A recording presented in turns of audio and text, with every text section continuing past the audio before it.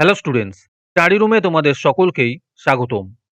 আজকের ক্লাসে আমরা ক্লাস 8 এর রায় মার্টিন 2024 প্রশ্নবিচিত্রার ইতিহাসের ফার্স্ট ইউনিট টেস্টের 2 নম্বর স্কুলের প্রশ্নোত্তরগুলি করব। ইতিহাসের আগের স্কুলের প্রশ্নোত্তরগুলি তোমরা যদি দেখে না থাকো তাহলে অবশ্যই আমাদের চ্যানেলে গিয়ে দেখে নিও।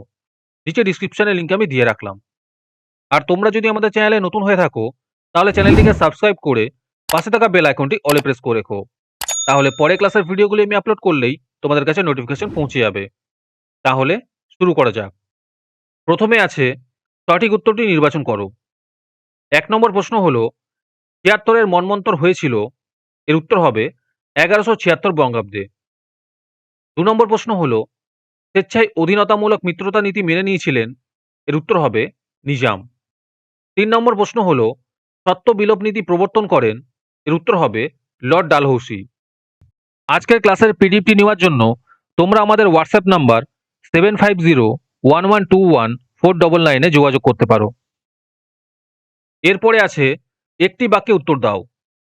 ১ নম্বর প্রশ্ন হলো পলাশীর লুণ্ঠন কাকে বলে? এই প্রশ্নের উত্তরগুলি আমি তোমাদের দেখিয়ে দিচ্ছি, তোমরা দেখে দেখে নোট ডাউন করে নিও।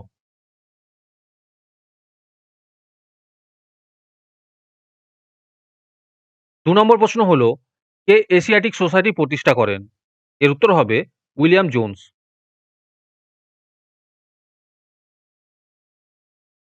এরপরে ৩ নম্বরে আছে নিচের প্রশ্নের ২-৩টি বাক্যে উত্তর দাও। ১ নম্বর প্রশ্ন হলো উডের ডেসপ্যাচের ২টি সুপারিশ লেখো। এর উত্তর হবে ১ নম্বর কলকাতা, বোম্বাই ও মাদ্রাজে একটি করে বিশ্ববিদ্যালয় প্রতিষ্ঠা করা। ২ নম্বর পয়েন্ট হলো শিক্ষা প্রসারের জন্য স্বতন্ত্র শিক্ষা বিভাগ গঠন করা। এরপরে ২ নম্বর প্রশ্ন হলো আলীনগরের সন্ধির ফল কি হয়েছিল?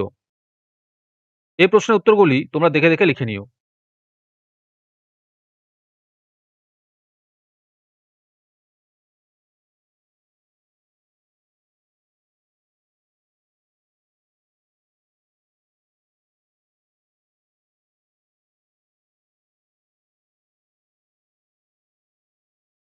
এরপরে ৪ নম্বরে আছে নিচের প্রশ্নের ৪-৫টি বাক্যে উত্তর দাও। ১ নম্বর প্রশ্ন হলো ফাররুখ সিয়রের ফরমানে কি বলা হয়েছিল?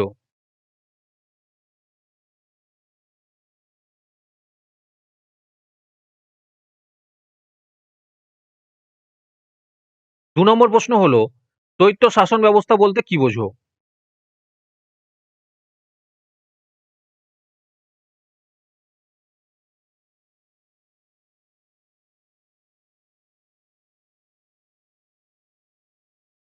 এই প্রশ্নের উত্তরগুলি তোমরা নোট ডাউন করে নিও অথবা আমাদের কাছ থেকে পিডিএফ নিতে পারো।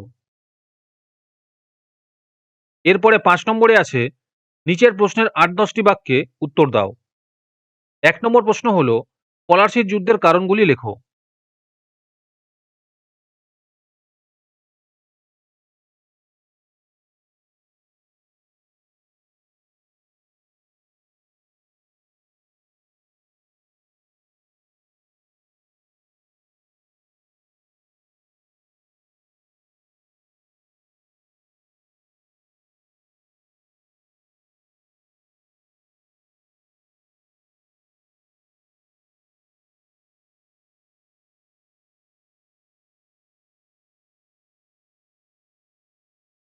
এরপরে ২ নম্বর প্রশ্ন হলো অধীনতামূলক মিত্রতা নীতি সম্পর্কে লেখো।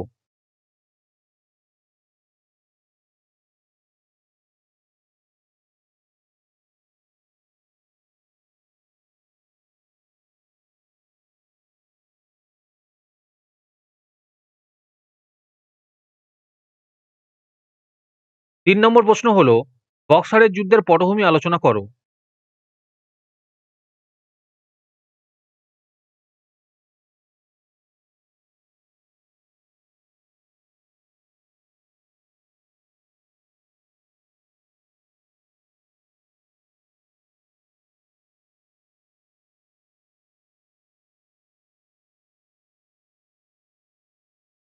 চার নম্বর প্রশ্ন হলো ভারতে পাশ্চাত্য শিক্ষার প্রসারে খ্রিস্টান মিশনারিদের অবদান কি ছিল?